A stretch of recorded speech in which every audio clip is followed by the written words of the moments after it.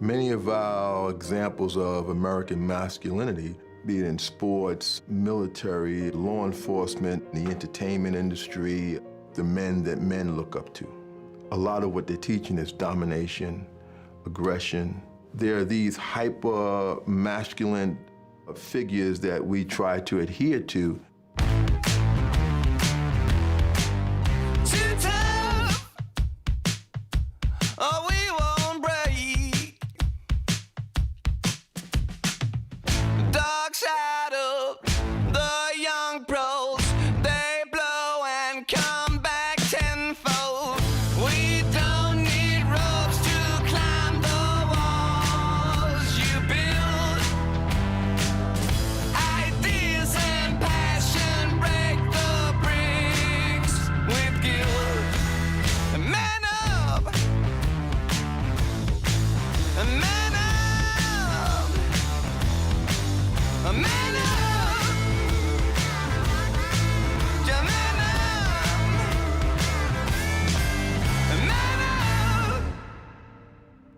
The average boy spends 40 hours a week watching television, sports, movies, 15 hours a week playing video games.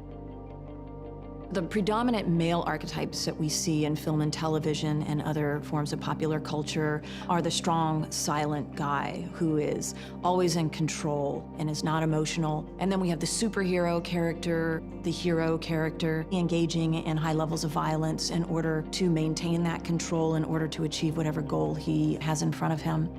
We also have the archetype of the thug, and this is predominantly men of color who are pigeonholed into much more violent roles. And then we have the man-child, or the mook, which is the male who's in perpetual adolescence. His body doesn't typically have a lot of muscle, but he tends to project masculinity in other ways through the degradation of women, engaging in high-risk activities. All they want to do is get laid. And of course, at the end, nobody gets anything because they get drunk, they take drugs. And there have been a whole rash of these movies recently that are funny. And so you're laughing at what you could become. Of course, we know that media images have an effect on people's behavior. If there was no effect, the advertising industry would collapse, because the advertising industry is based on the idea that media images will have an effect on people's behavior. The same kind of hypermasculinity that we see in Hollywood movies on television, they're the same kind of hyperviolence that we see in rap music and hip-hop culture. The stereotype of being violent and dangerous, selling drugs, oversexed, it's all about money, power, and respect. A lot of rappers are imitating what they see as successful masculinity.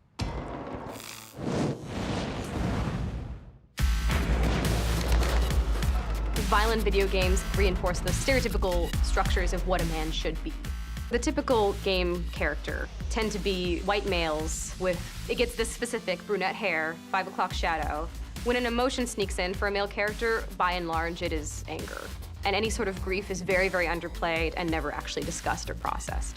Kids end up really looking up to this character, and what they end up idolizing is someone who cannot express themselves emotionally, cannot be honest or open with anyone around them. When you play video games and you see the same kind of setup, it loses its impact on you because you habituate to the sameness. The video game companies know this, and they are giving you endless variety, a new category, a new challenge. You're moving up ranks. They are creating this arousal addiction. Boys' brains are being digitally rewired to this technology. Things happen like this, in microseconds.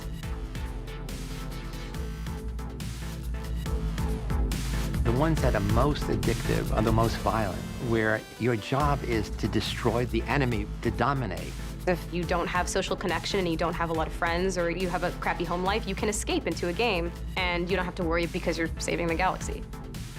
If your kid sits in front of a screen for 4 hours a day and shoots and kills in a repetitive, violent way hundreds of people, there's a good chance that kid is going to be impacted by that.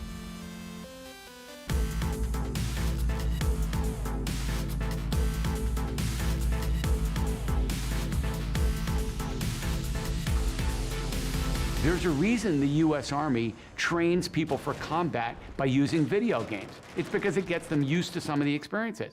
Well, put your 10 or 11 or 12-year-old son in that context. But they're not going into Iraq or Afghanistan. And if they happen to live in a more dangerous neighborhood or a neighborhood where they're exposed to violence more routinely than they might be in some fancy part of town, then that's going to be a bigger issue.